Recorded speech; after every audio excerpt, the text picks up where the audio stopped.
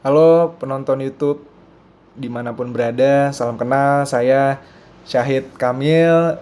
Gua adalah YouTuber pemula yang akan membuat, yang sedang membuat channel YouTube bernama Jalan Pintas Belajar. Di video ini, gua akan dokumentasikan lahirnya channel YouTube ini, gitu. Mungkin sedikit kenalan dulu tentang background gua.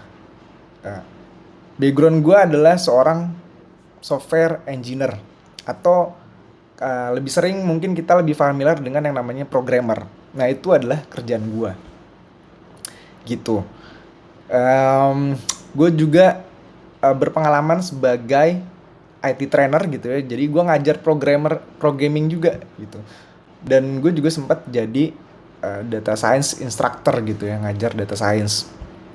Selain itu, gue juga bekerja sebagai AI engineer, bekerja remote di salah satu perusahaan Jepang, gitu. Alasan gue buat channel YouTube ini adalah karena gue butuh untuk belajar dengan cepat, gitu. Karena waktunya gue gue merasa gitu ya, gue merasa waktunya itu semakin urgent gitu ya. Gue ngerasa situasinya itu semakin urgent gitu ya. Contohnya gue sekarang umur 31 tahun. Gue umur 31 tahun, tiap hari kerja kerja kerja kerja kerja gitu ya. Gue nggak, jadinya padahal ada banyak yang ingin gue pelajari gitu ya. Ada banyak impian gue yang pengen gue kejar, tujuan gue yang ingin gue kejar gitu. Dan itu butuh banyak belajar, butuh banyak belajar berbagai hal untuk ngilangin hambatan-hambatan yang ada di jalan gua menuju tujuan-tujuan gua itu. Misalnya gua mau uh, apa namanya, bekerja onsite di Jepang gitu ya.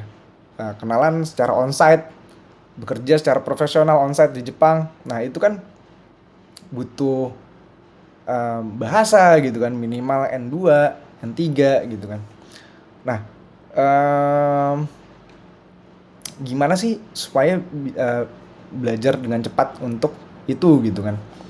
Atau misalnya belajar, gue mau tahu tentang AI gitu kan, artificial intelligence. Nggak nggak mau cuma kulitnya aja gitu kan, kulitnya aja cuma bisa pakai, tapi gue mau tahu dasar-dasarnya gitu kan. Nah, itu di saat ini kebetulan gue langganan AI canggih gitu ya. Gue langganan AI canggih itu biaya per bulannya itu 3,5 juta per bulan. Mahal banget gitu. Dan itu AI itu sangat-sangat canggih gitu. Dan sayang kalau misalnya nggak gue pakai. Dan dari situ pun gue melihat perkembangan AI ini, dan gue juga pakai memang yang model yang paling canggih. Itu gue melihat bahwa pekerjaan gitu ya, kegiatan profesional seperti misalnya analisa data yang medium, kompleksitas medium, yang tadinya itu bisa 3 hari, itu bisa selesai dalam waktu setengah jam gitu.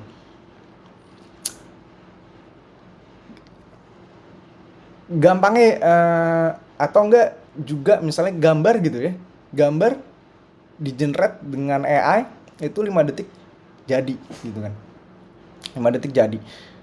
Video juga gitu kan.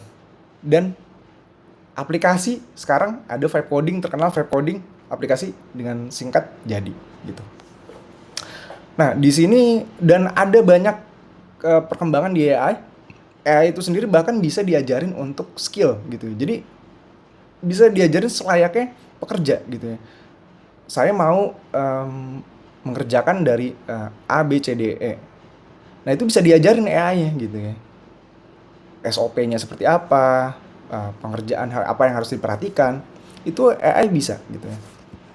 Nah, Mungkin gue mau tunjukin gitu ya, sekalian pamer gitu ya, bahwa gue nggak bohong. Gue apa namanya, langganan memang AI itu yang paling canggih.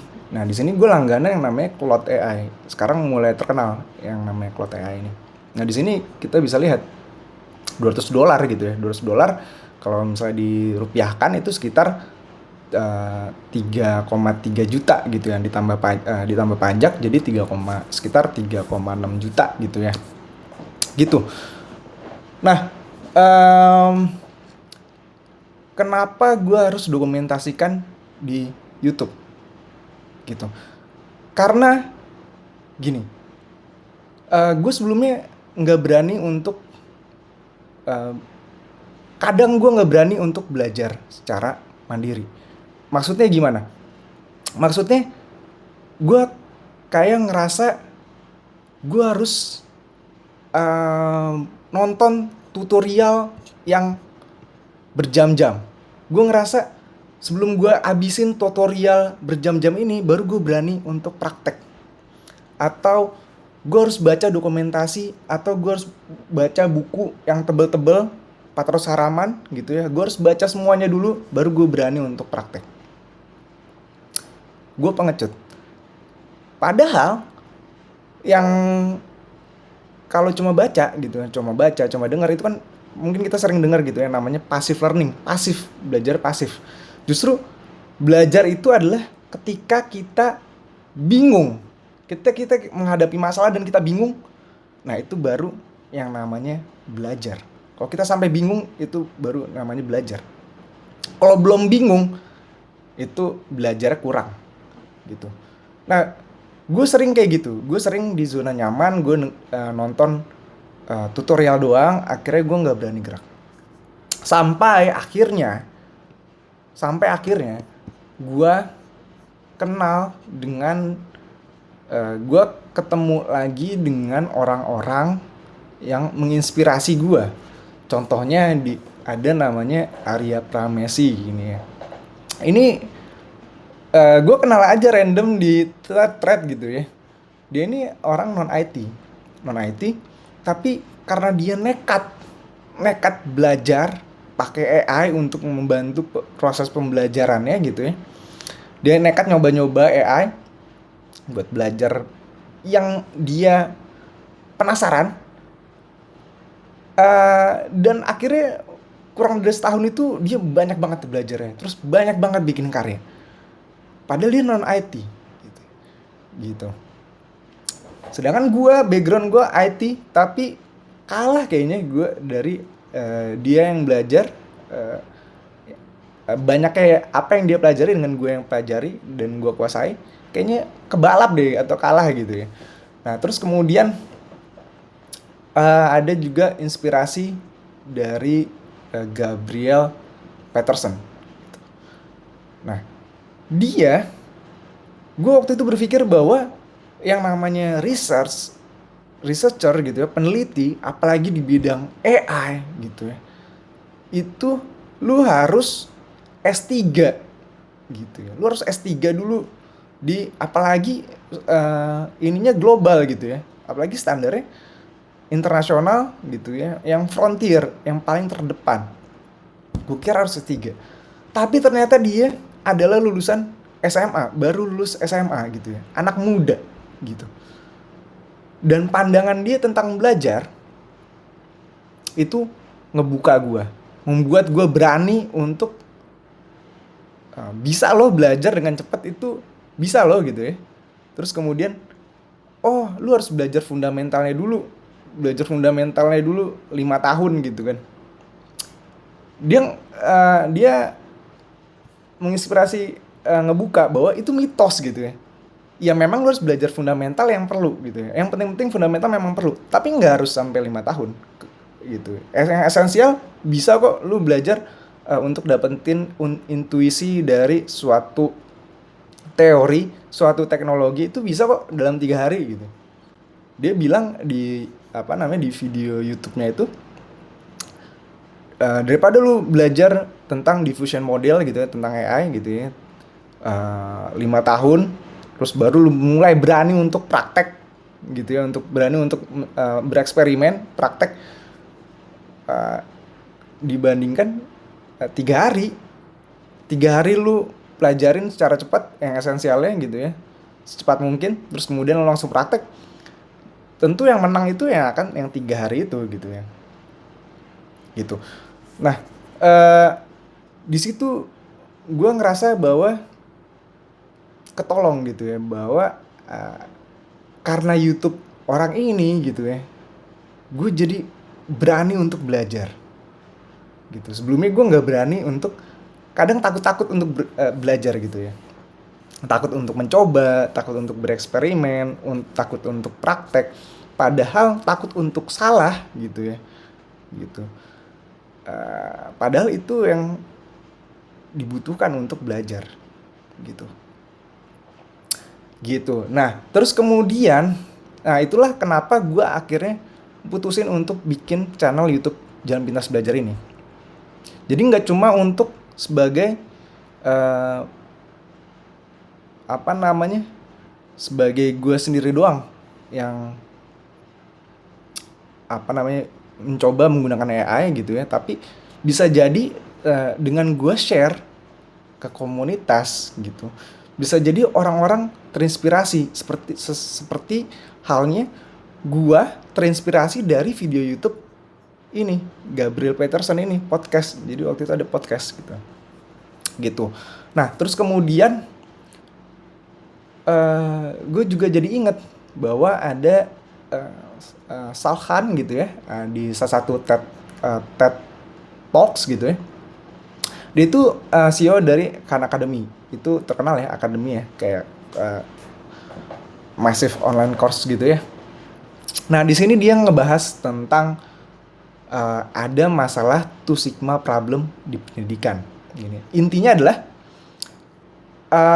one on one tutoring gitu ya, tutor satu one on one gitu ya antara murid dan guru gitu, itu yang paling efektif untuk mastery gitu ya, dibandingkan satu guru di kelas ngajar 30 orang gitu ya, 30 orang 40 orang gitu.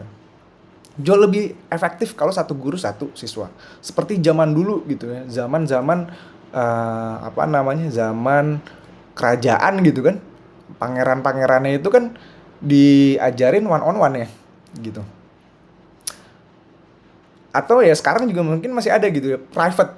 Nah memang private itu kan yang memang efektif gitu, yang paling efektif dan efisien gitu kan. Nah tapi kenapa kok masih apa namanya banyak seperti itu gitu ya, kenapa ya masih banyak ngajar di kelas gitu ya, karena keterbatasan guru gitu ya, nggak scalable, ada keterbatasan banyaknya guru gitu. Nah tapi di era AI bisa jadi guru menyelesaikan masalah itu gitu. Jadi two sigma ini adalah ibaratnya gapnya itu jauh beda loh antara pembelajaran konvensional dengan pembelajaran one on one gitu dengan guru gitu ya, privat dengan guru. Nah masalah itu diselesaikan dengan adanya AI gitu. Gue jadi ingat lagi dengan itu, dan iseng gue buka Instagram gitu ya, terus kemudian gue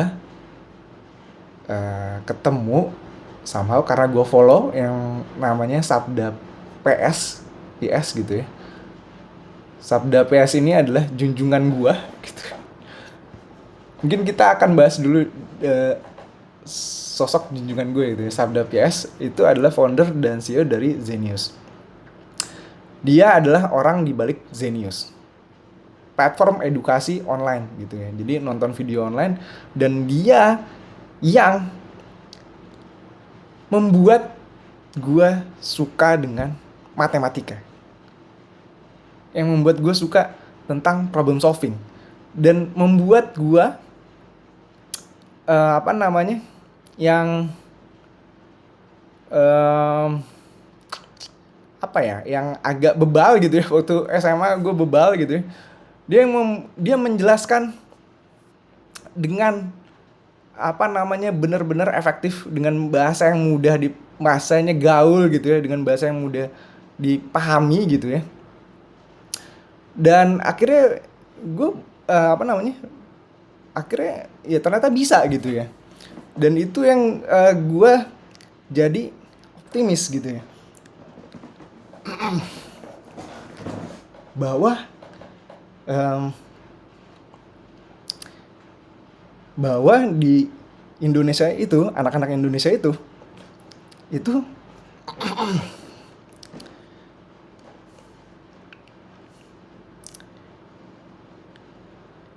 semuanya punya potensi gitu ya, semuanya pinter-pinter.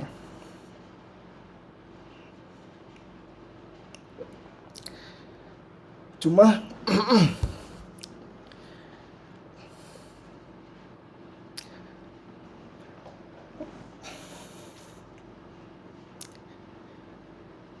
cuma mungkin nggak punya kesempatan untuk dapat guru yang bisa menjelaskan dengan mudah gitu ya,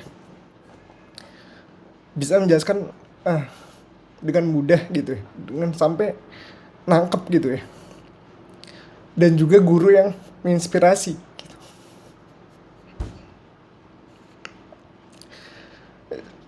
Dan gue beruntung banget, gue punya privilege untuk kenal Sabda PS.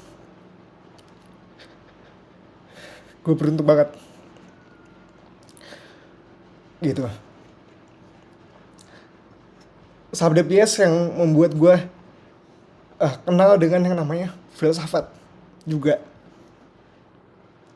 gitu, ngebuat gue percaya diri bahwa apapun itu bisa dipelajari gitu. Gue waktu dulu itu orangnya plonger gitu ya, plonga-plongo. Jujur gue orang plonga-plongo, karena gue suka main. Walaupun gue waktu itu SMP itu olimpiade gitu ya, walaupun SMP itu olimpiade, tapi SMA itu gue plonga-plongo, plenger gitu. Karena gue banyak main game online, banyak main ke warnet gitu kan. Tapi karena gue kenal sama Sabda Pias ini, gue mendapatkan kembali intelektual gue. Gue akhirnya kenal dengan buku-buku self improvement seperti Seven Habits contohnya. Gue jadi kenal dengan yang namanya filsafat ilmu gitu ya, tentang hakikat dari belajar dan ilmu gitu, tentang pengetahuan.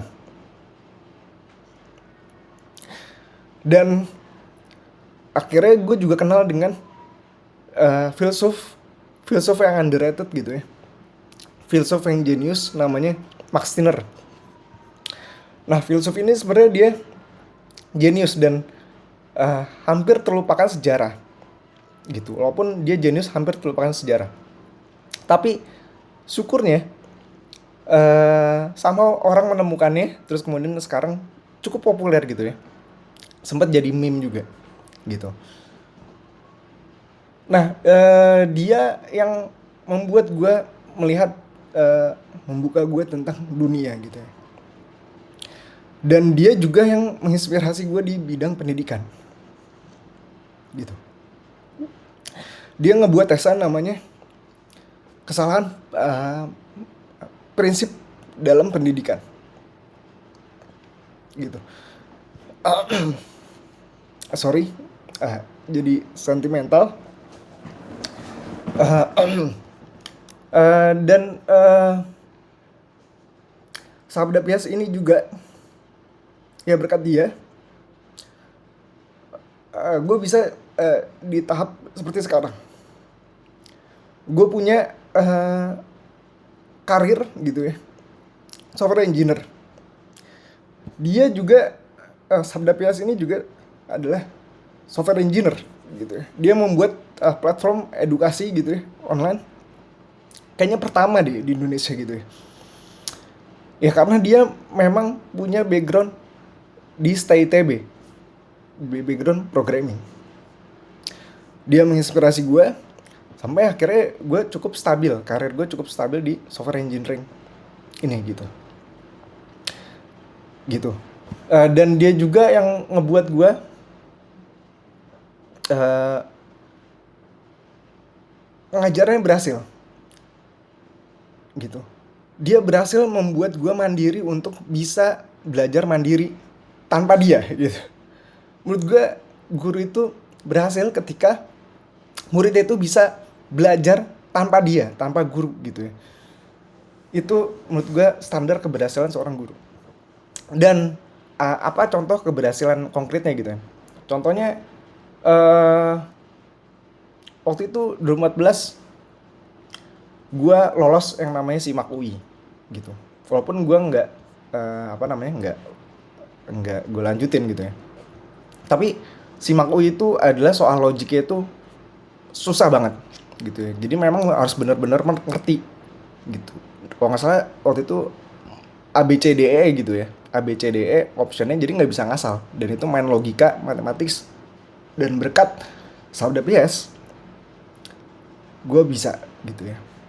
Dan berkat Sabda PS, gue suka yang namanya problem solving, memecahkan masalah gitu.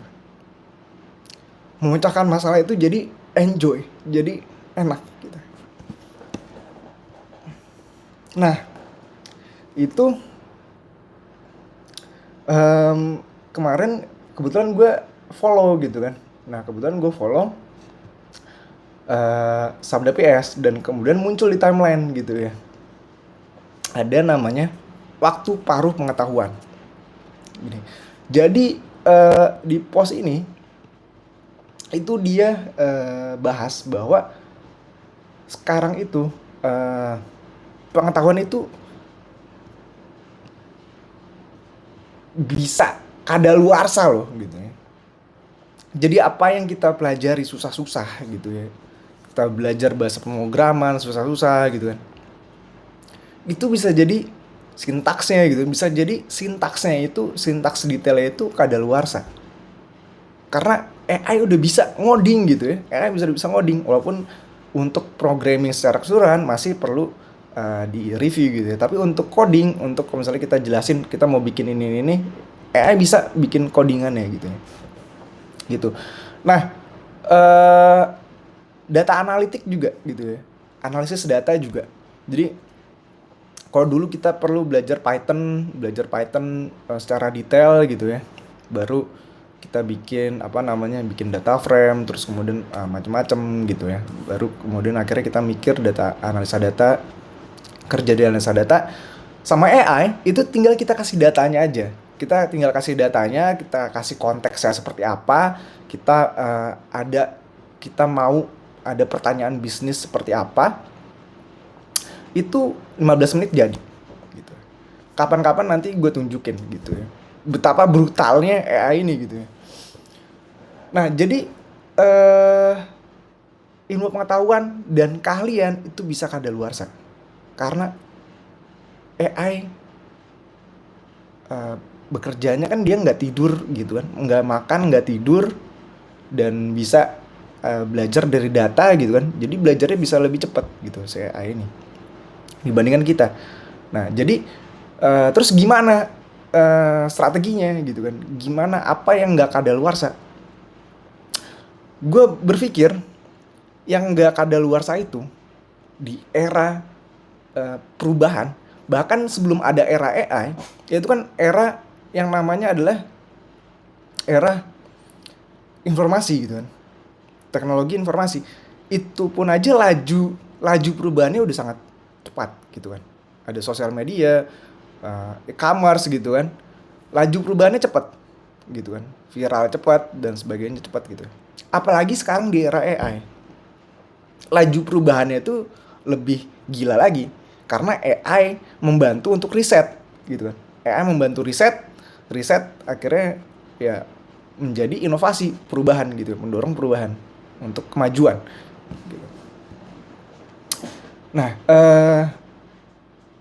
itulah kenapa gue bikin Jalan Pintas Belajar gitu. Karena kemampuan untuk belajar dengan cepat, kemampuan untuk beradaptasi itu sangat-sangat penting sekarang. Gitu. Kemampuan untuk lu berani untuk belajar tanpa perlu lu nunggu izin, tanpa lu nunggu perintah, lu harus belajar ini gitu. Itu jadi emas banget. Gitu. Keberanian itu jadi emas, keberanian untuk belajar itu jadi emas. Dan gue buat ini barangkali ada yang terinspirasi dengan gue. Jadi mulai berani untuk belajar. Jadi mulai proaktif untuk belajar. Jadi mulai enjoy untuk belajar. Gitu. Jadi gue dapat inspirasi dan gue juga coba sharing gitu ya. Coba sharing di sini di di channel ini gitu ya. Siapa tahu mungkin ada yang terbantu gitu ya. Ada yang terbantu, terinspirasi. Gitu. Nah, di sini menarik gitu ya. Sabda Pias ini kelihatannya bikin dua ini ya, dua akun Instagram dari masa depan dan Zenlip ID ini ya. Gue nggak ada sangkut pautnya ngomong-ngomong ya. Disclaimer, gue nggak ada sangkut pautnya. Gue hanya kebetulan melihat ini, menemukan ini dan gue bahas gitu. Nah di sini menarik ya. Jadi dia kayak feel kayak sore gitu ya dari masa depan ya. Kalau ini dari seperti dari masa depan futuristik gitu ya. Coba datang ke masa kini untuk membawa arah supaya kita optimis gitu ya menatap masa depan. Nah contohnya ya ya ini gitu ya. Contohnya ini gitu ya. Bayangin kalau misalnya kita bisa bikin fusi energi, di mana energi itu berlimpah gitu kan. Energi berlimpah, bayangin lu listrik nggak bayar deh gitu kan. Lu listrik nggak bayar, lu pasti kalau listrik nggak bayar, terus lu bisa pakai sepuasnya, pasti lu rumah lu udah warna-warni gitu kan, RGB semua mungkin gitu kan. Atau ya itulah, itu mungkin bayangan kasarnya gitu kan. Nah, jadi dia itu gue ngeliat semisi gitu ya sama gue. Jadi memang dengan ada AI itu sebenarnya menarik gitu ya. Karena AI itu membuat yang sesuatu yang mustahil jadi lebih jadi lebih possible gitu. Gitu. Terus kemudian nah di sini gue juga lihat gitu ya. Terus gue juga kepoin Zenlip ID gini. Terus gue bacain dunia dalam lagi fase perubahan cepat. Ya bener. Kalau masih pakai aturan dari 10 tahun, semua yang lo lakuin hari ini nggak akan ngebangun fondasi apapun buat hidup aman di masa depan. Maksudnya gimana nih? Realita yang harus lo hadapi, dunia lagi sangat nggak stabil. Kompetisi makin ketat. Ijazah S1 aja udah nggak cukup buat lo dapet panggilan interview. Nah ini gue sering lihat ya. Ya banyak udah nganggur 2 tahun gitu ya. 2 tahun atau bahkan 4 tahun nganggur setahun. Padahal juga dari PTN ternama gitu ya. Ini yang gue lihat gitu ya. Tapi mungkin ini di bubble gue ya. Gue gak tahu realitas yang lebih luas gitu ya. Gila tuntutan multi skill. Nah ini sih di bidang gue kerasa banget gitu ya. Jadi IT itu harus sekarang, dulu itu bisa back end doang, front end doang. Tapi sekarang semuanya harus full stack. Kayak lu dipaksa full stack, multi talent, bahkan lu deployment juga. Bahkan pengen bisa ngerti tentang AI juga gitu. Jadi pengen semuanya gitu ya, serba bisa gitu ya. Terus kalau nggak salah yang gue denger juga kayak di marketing gitu ya. Bisa ngurus sosial media, bisa digital marketing, bisa meta ads gitu kan, bisa analitiknya gitu kan, bisa strateginya juga gitu kan, semuanya gitu. Nah terus kemudian ini kita bahas skill yang dulu banyak bisa dikerjain manusia, sekarang terancam digantikan oleh mesin. Nah ini untuk digantikan sepenuhnya mungkin masih perdebatan gitu ya, tapi skill itu bisa dikerjakan oleh AI, itu bisa gitu ya, skill itu bisa. Nah Terus ya gue mikir kalau bisa, terus AI-nya lebih murah dibanding gue, ya gue mikir eh, gue masih relevan gak kalau misalnya gue eh, nggak punya kombinasi skill yang unik gitu, nggak punya kombinasi skill yang unik. Nah di situ juga di beberapa artikel itu gue lihat yang namanya ada Palantir gitu ya. Palantir ini dia eh, bilang yang sukses itu ada dua jenis orang, yaitu yang pekerja di lapangan gitu ya, pekerja lapangan, teknis lapangan di server gitu ya, di data center, di ruang server yang ngurusin server, atau yang namanya neurodivergent yang punya eh, yang punya cara berpikir yang berbeda gitu ya, autis deh gitu. Autis bener, maksudnya di Indonesia autis itu termasuk gitu ya, jadi yang punya pemikiran berbeda gitu, cara memandang dunianya berbeda, unik gitu.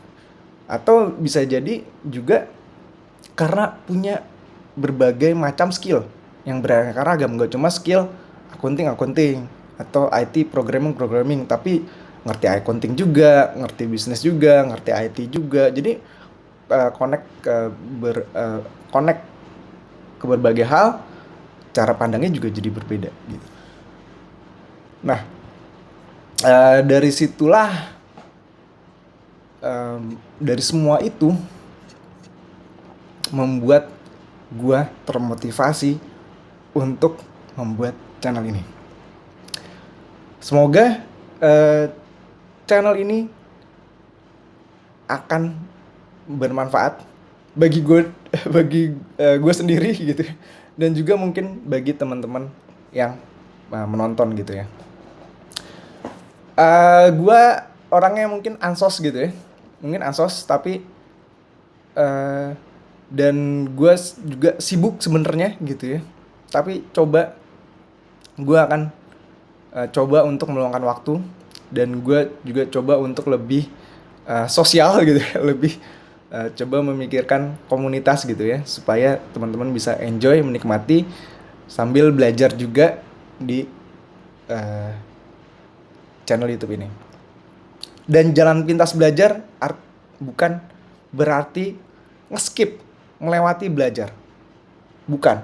Tapi justru di sini untuk belajar dengan lebih dalam, dengan lebih serius.